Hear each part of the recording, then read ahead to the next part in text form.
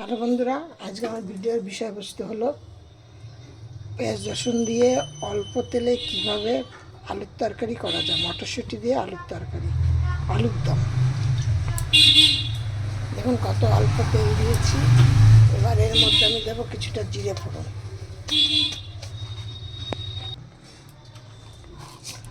কিছুটা জিরে দিলাম।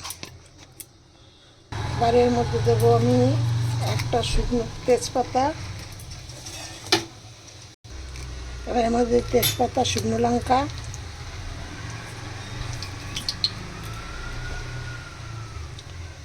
তিনটে এলাচ, কিছুটা দারচিনি,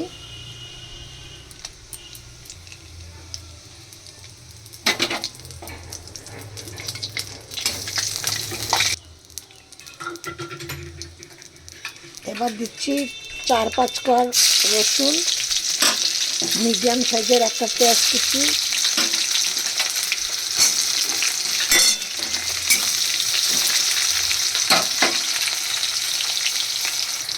এবার পেঁয়াজটা একটু কালার হয়ে এসছে। এবার এর মধ্যে দিয়ে দেবো মটরশুঁটি। এবার আমি এর মধ্যে দিয়ে দেবো এই যে এখানে আদা বাটা আছে, জিরে বাটা, লঙ্কা বাটা, টমেটো বাটা, এইগুলো আমি একসাথে এর মধ্যে দিয়ে দিচ্ছি। একটু কালার হওয়ার জন্য দিচ্ছি কিছুটা কাশ্মীর লঙ্কা গুঁড়ো।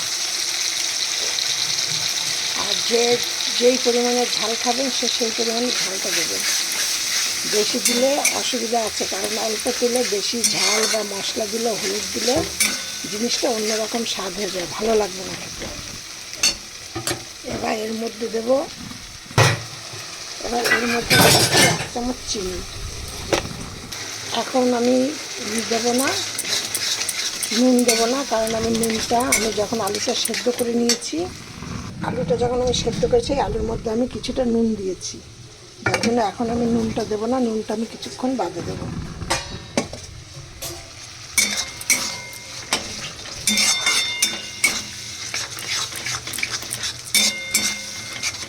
আর কিছুক্ষণ আরও 2-1 মিনিট এটা নাড়াচাড়া করে তারপরে আলুগুলো এর মধ্যে দিয়ে দেবো। দেখুন এবার আমি কিছুটা তেল ছেড়ে গেছে মশলাটার থেকে। এবার আমি এর মধ্যে দিয়ে দেবো আলুগুলো একটুখানি কষানো হওয়ার জন্য।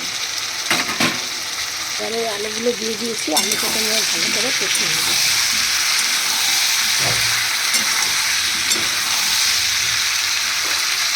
আমি চম্পা রেসিপি হাউস থেকে ভিডিও করছি, আমি চম্পাকে রান্নাপুর চম্পা তোমাদের সেরা। তোমরা এই অল্প তেলে আলুর দম কীভাবে করে বা তোমরা করে একটু টেস্ট করে দেখবে, তারপরে আমার কমেন্টে জানাবে কেমন খেতে লাগবে। এখন আমার হয়নি, পুরোটা হোক, তারপর তোমাদের সাথে। দেখো আমার কষানো হয়ে গেছে। এবার আমি এখানে জল অ্যাড করব। ঠিক আছে, আমার কিন্তু আলুও সেদ্ধ হয়ে গেছে। আমি যেহেতু আলুটা আগে সেদ্ধ করে নিয়েছি, এই দেখো আমি এইখানে দেখো জল গরম করতে দিয়েছি। গরম জল দিলে কী হয়, টেস্ট ভালো হয়। আর এখন গরম করে গেছে, যদি মনে করি একটু থেকে যাবে তাহলে সেটা নষ্ট হবে না। একটুখানি কষিয়ে নিই।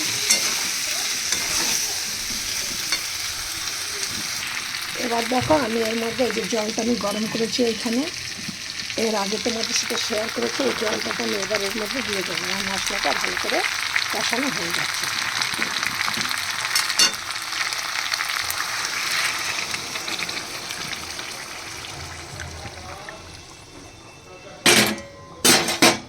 এর মধ্যে একটা সুন্দর টিপস দিচ্ছি, এই টিপসটা তোমরা ফলো করবে। যখন দেখবে তোমাদের তরকারিটা হয়ে এসছে, কিন্তু এরকম দেখো একটা কেন পাশ দিয়ে একটা সাদা সাদা ফেনা ফেনা মতো রয়েছে, তার মানে তোমাদের তখন জানতে হবে তোমাদের তরকারিতে আরও নুন লাগবে।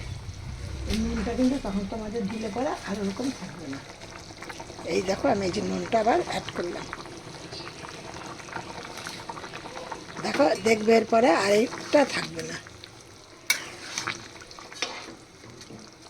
তরকারিটা দেখো আমার তরকারিটা হয়ে গেছে। আমি কিন্তু আবার গ্যাসটা বন্ধ করে দিচ্ছি। দেখো কালারটা কেমন এসছে দেখো।